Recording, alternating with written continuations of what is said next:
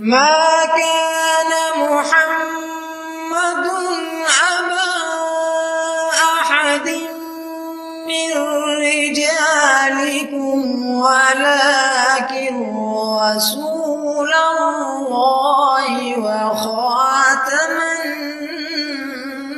नबिय्यीन।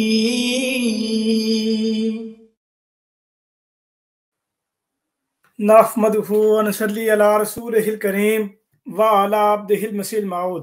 अम्मा बाद फ़ाउज़ बिल्लाहि मिनश शैतानिर रजीम बिस्मिल्लाहिर रहमानिर रहीम। सामीन कराम अस्सलामु अलैकुम व रहमतुल्लाहि व बरकातुहू। खाकसार जरीउल्लाह आपकी खिदमत में हाजिर है। मुखालफिन अहमदियत में आप लोगों ने ये अक्सर देखा होगा कि ये ख़त्म नबूवत कॉन्फ्रेंस करते हैं। हर रोज़ एक कोई ना कोई नई मजलिस या कोई ना कोई नई कॉन्फ्रेंस ये करते हैं और हमेशा जमात अहमद के खिलाफ मुगल्लजात बकते हैं और झूठे प्रोपेगेंडे करते हैं, मनफी प्रोपेगेंडे करते हैं और मन गढ़ंत बातें बयान करते हैं।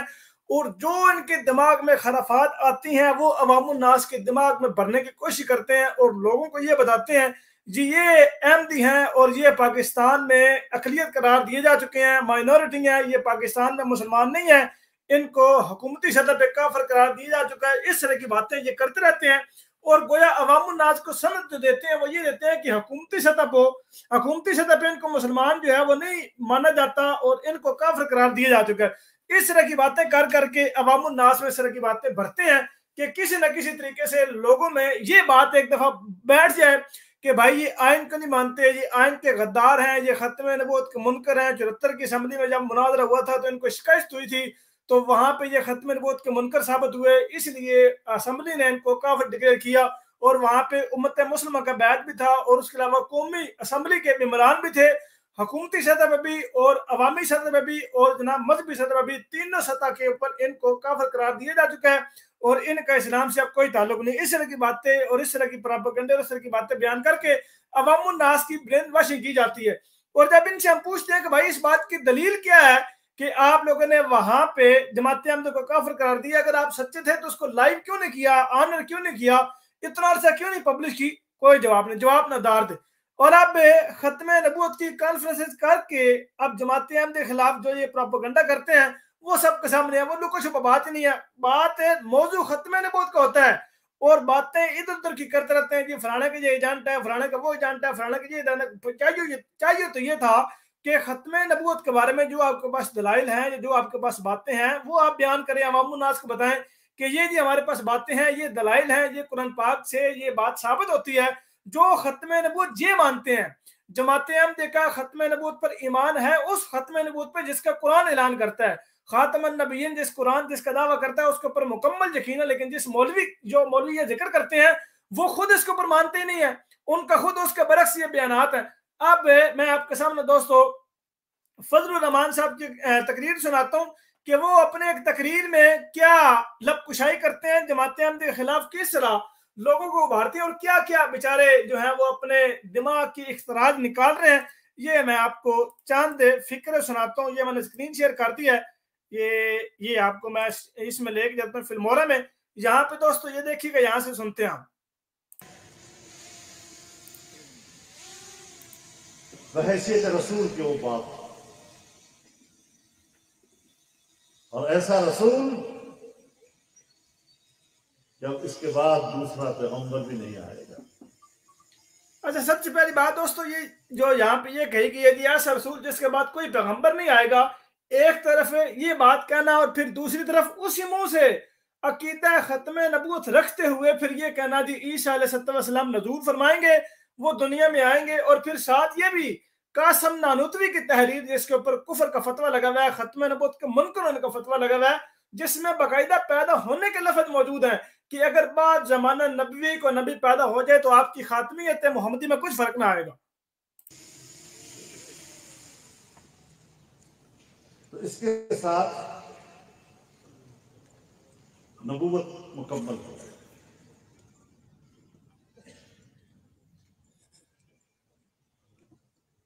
और आज वो कामिल दीन के साथ इतनी बड़ी उम्मत के साथ जिंदा है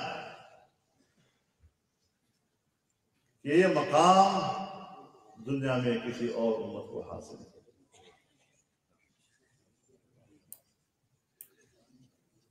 इसलिए हम उनको नसीहत भी करना चाहते हैं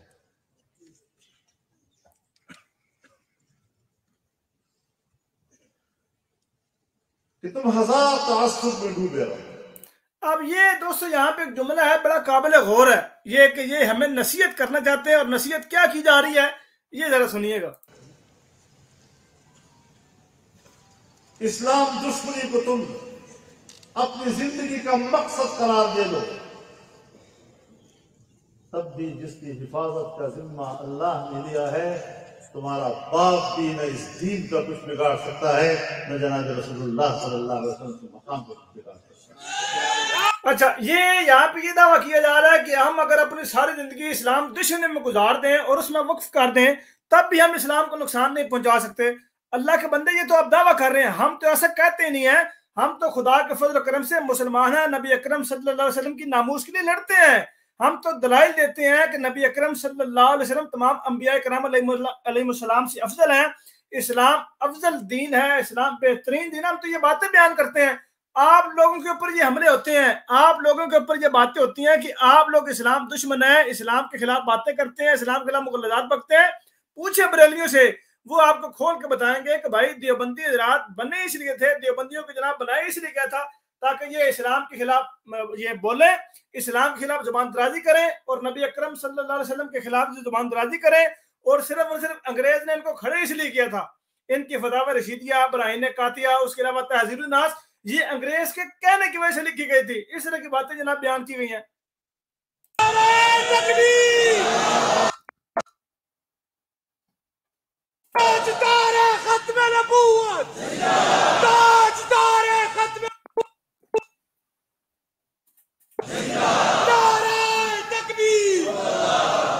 ये एक जिंदा उम्मत है, और इस तरह की कॉन्फ्रेंस से आप करेंगे, मैदान में रहेंगे, तो इंशाअल्लाह अजीज ये दीन भी रहेगा, रसूलुल्लाह का नाम भी रहेगा सल्लल्लाहु अलैहि वसल्लम, उनकी तालीमात भी रहेंगी और क़यामत तक रहेंगी। न कादियानियत इसका कुछ बिगाड़ सकेगी, न मुसलमान कज़्ज़ाब उसको कुछ बिगाड़ सका, न उसके बाद आने वाले कोई दज्जाल उसको बिगाड़ सके, और नहीं वो क्या कहूँ मैं आपको भूल गया, अगू भूल गया क्या कहना है। अच्छा दोस्तों, जो ये बातें बयान की जा रही हैं कि भाई जब तक ये कॉन्फ्रेंस होती रहेंगी उस वक्त नबी अकरम सल्लल्लाहु अलैहि वसल्लम का नाम रहेगा, यानी गोया इस बंदे के मुताबिक खत्म नबूवत कॉन्फ्रेंस अगर नहीं होगी तो माज़अल्लाह इस्लाम नहीं रहेगा। इन्होंने खत्म नबूवत की कॉन्फ्रेंस करके इस्लाम को बचाएगा, माज़अल्लाह इस तरह की बातें करते हैं। यानी इसका मतलब ये है कि जो ये कॉन्फ्रेंस करते हैं, ये अपने कॉन्फ्रेंस करके अपना इनका जो खुद साख्ता इस्लाम है, जो इनके घर की खेती है, जो मुल्ला के घर की खेती है, वो बचा हुआ है। अगर ये नहीं करेंगे तो फिर वो नहीं रहेगा, ये कहना चाह रहे हैं और अवाम को ये बताना चाह रहे हैं। वगरना नबी अकरम सल्लल्लाहु अलैहि वसल्लम का जो इस्लाम है उसको इन जैसे लोगों की किसी कॉन्फ्रेंस की जरूरत ही नहीं है। इनके बारे में मौलाना फजल रहमान के बारे में याद, ये खलील रहमान कमर साहब एक बड़ी प्यारी बात कहते हैं। वो कहते हैं कि ना ये बंदा मौलाना है, ना ये फजल है, ना ये रहमान है, तो ये जो कोई भी नहीं है, ना इन्हें रखे मौलाना फजल रहमान। और हर बंदा इस बंदे के ऊपर तनकीद करता है, वो चाहे सियासत में हो, वो चाहे सियासत में ना हो, वो चाहे मजहबी तबका में हो। देवबंदियों में भी लोग ऐसे मौजूद हैं और अक्सरियत हैं जो इस बंदे के ऊपर खासी तनकीद करते हैं, कहते हैं भाई ये केड़े काम में पाया गया है, इसका तो काम ही कोई नहीं, और कुर्सी के अलावा इक्तदार की हवस, इक्तदार की भूख, और ये यहाँ पे जनाब इस्लाम की तालीमात देने आए हुए। हर रंगे के साहिल जामा को लिबास पहने हुए और फकीरी के लिबास में उसके पीछे गुलेल छुपाया हुआ। तो हम इन साजिशों को जानते हैं और ऐसा जानते हैं, ऐसा जानते हैं, ऐसा जानते हैं कि कोई मौलवी भी, पगड़ी दाढ़ी वाला भी आप पर पर्दा नहीं डाल सकता है। अच्छा दोस्तों, एक बात मैं ये बताते चलूं कि ये बेचारा फजल रहमान साहब जो है, एक तरफ तो मजहबी लिबादा पहना हुआ है, दूसरी तरफ सियासी लिबादा ओढ़ा हुआ है, और बंदे को गुफ्तगू करने ही कोई नहीं आती। बात करते करते भूल जाते, यार मैंने कहना क्या था, जुमला बोल रहा है, जुमला थोड़ा सा लंबा हो गया, लफ्ज भूल गया कि मैं कहना क्या सी। और कई दफा ऐसा हुआ, मतलब मैंने कई तकरीरें सुनी है इसकी, जो ये खत्म नबूवत कॉन्फ्रेंस के नाम से मैंने इसकी कई गुफ्तगू सुनी है, जुमला पढ़ रहा है, बयान कर रहा है, और बयान करते करते आगे जाके थड़क गया पाई कि मैं कहना कैसी भूल गया, दिमाग से निकल गया, वो दिमाग ने जुबान का साथ नहीं दिया, उन्हें क्या भाई आप पे जो दिमाग से कह दे, जो भी यही कह दे। ये अभी भी आपके सामने झलकी दिखाई है आपको, ऐसी है।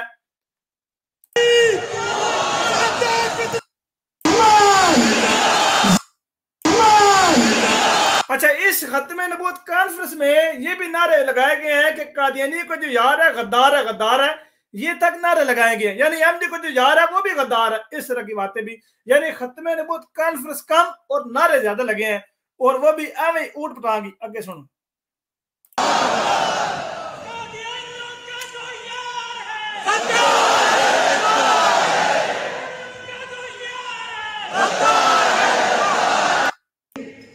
जिस मजहब से मजहब इस्लाम को नुकसान पहुंचता हो और उसके फसील को नुकसान पहुंचता हो, वहां वो उसको भी सपोर्ट करते हैं, सिर्फ इसलिए कि उनसे इस्लाम को नुकसान पहुंचता है।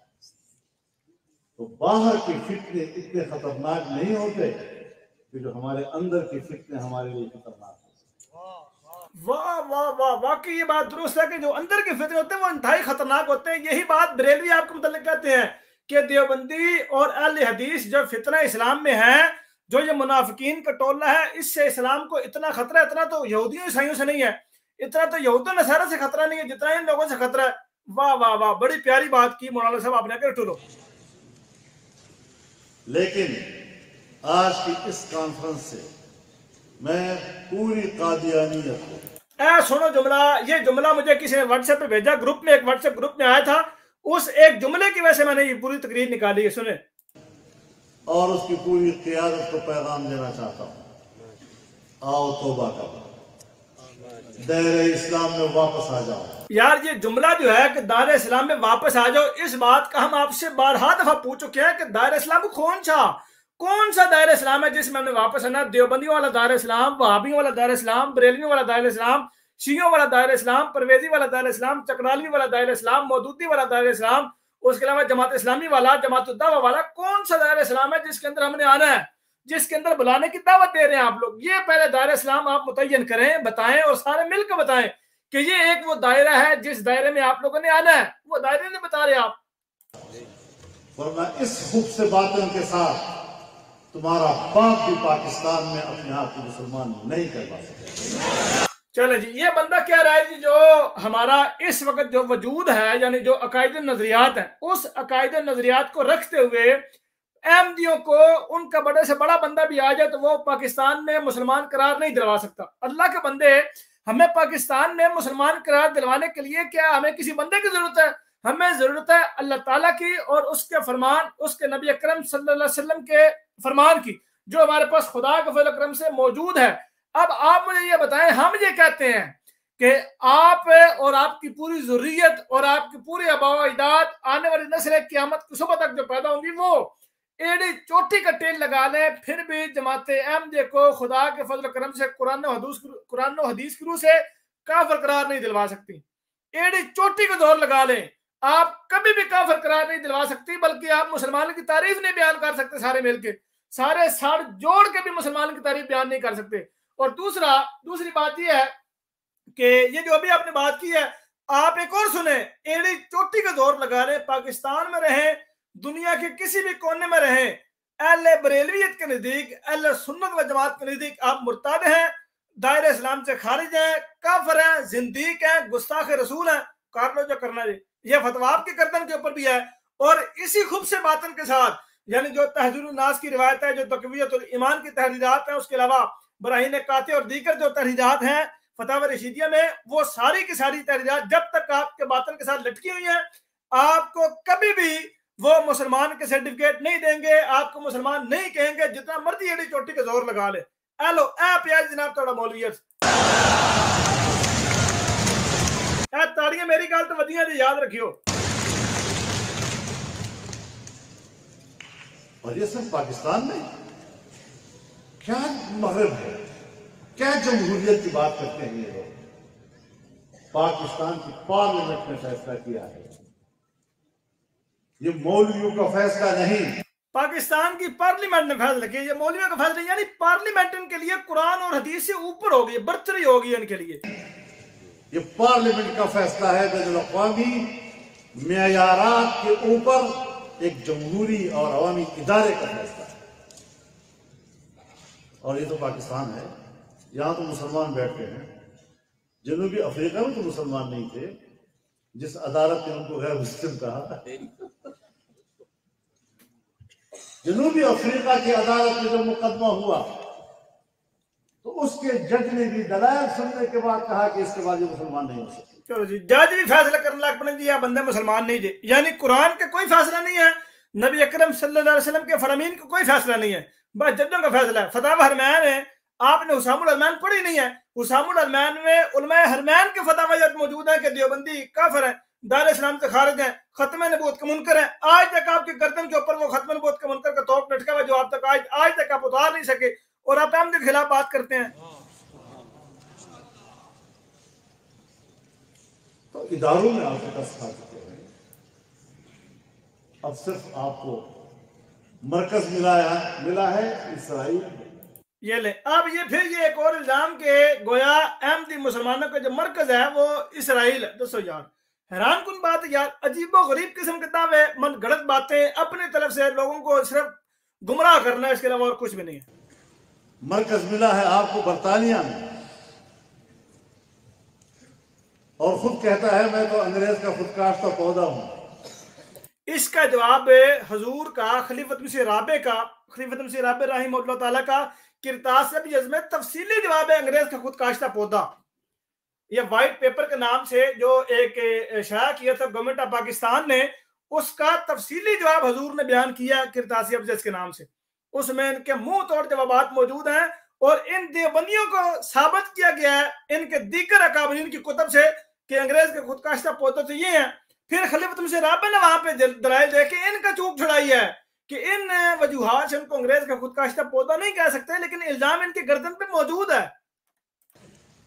वो आज भी इस पौधे को पानी पिलाते हैं, लेकिन पौधा इंशाल्लाह आगे बढ़ेगा नहीं। ये ले जी, अंग्रेज अहमदियों के पौधे को पानी दे रहे हैं और ये पौधा आगे नहीं बढ़ेगा। ये यहां तक आपको मैंने बातें सुनानी थी, आगे तो फिर वही जुबानी कलामी बातें हैं, इसके अलावा तो और कुछ भी नहीं है।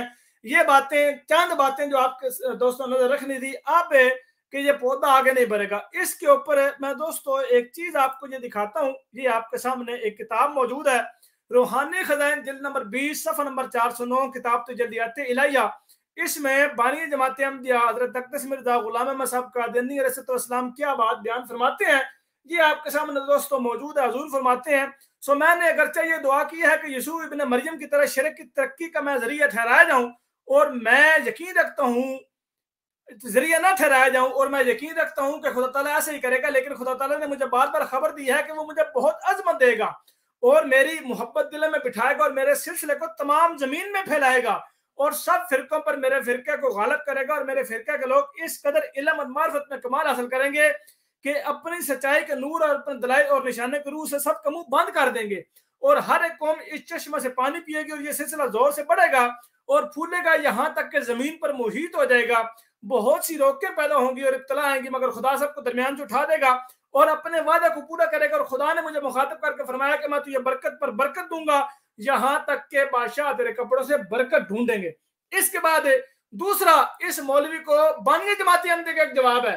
हज़रत तख्त मिर्ज़ा गुलाम अहमद साहब कादियानी अलैहिस्सलाम फरमाते हैं कि फिर देखे कि खुदा किसके साथ है, मगर मैदान में निकलना किसी मुखन्नस का काम नहीं है, किसी खुजरे का काम नहीं है। हाँ, गुलाम दस्तगीर हमारे मुल्क पंजाब में कुफर का लश्कर का एक सिपाही था जो काम आया। अब उन लोगों में से इसके मिसल भी कोई निकलना महाल और गैर मुमकिन है। ए लोगों, तुम यकीनन समझ लो कि मेरे साथ वो हाथ है जो आखिर वक्त तक मुझसे वफा करेगा, कि तुम्हारे मर्द और तुम्हारी औरतें और तुम्हारे जवान और तुम्हारे बूढ़े और तुम्हारे छोटे और तुम्हारे बड़े सब मिलकर मेरे हलाक करने के लिए दुआएं करें, यहाँ तक के सजदे करते करते नाक गल जाए और हाथ शाल हो जाए, तब भी खुदा हरगिज़ तुम्हारी दुआ नहीं सुनेगा और नहीं रुकेगा जब तक वो अपने काम का पूरा ना कर ले। और अगर इंसानों में से भी एक भी मेरे साथ ना हो तो खुदा के फरिश्ते मेरे साथ होंगे, और अगर तुम गवाही को छुपाओगे तो करीब है कि पत्थर मेरे लिए गवाही दे। बस अपनी जानों पर जुल्म मत करो, काज़िबों के और मुंह होते हैं और सादिकों की और। खुदा किसी अमर को बगैर फैसले के नहीं छोड़ता। मैं जिंदगी पर लानत भेजता हूँ जो झूठ और इफ्तरा के साथ और नीज इस हालत पर भी कि मखलूक से डरकर खालिक के अमर से किनारा कशी की जाए। वो खिदमत जान वक्त पर खुदावंद कदीर ने मेरे सुपुर्द की है और उसी के लिए मुझे पैदा किया। हरगिज मुमकिन नहीं कि मैं उसमें सुस्ती करूं। अगरचे आफ्ताब एक तरफ से और जमीन एक तरफ से बाहर मिलकर मुझे कुचलना चाहे। इंसान क्या है? महज एक कीड़ा और बशर क्या है? महज एक मुज़गा।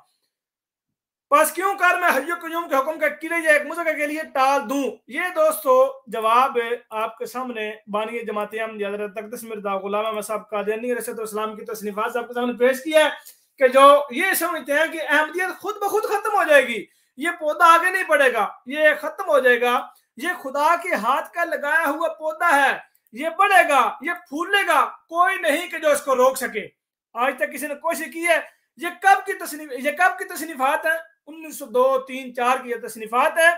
उस वक्त ये बातें बयान की गई हैं कि कोई नहीं कि जो इसको रोक सके। और खुदा के फजल करम से आज 217-18 के करीब मुबालक में खुदा के फजल करम से अहमदियत का पौधा लग चुका है।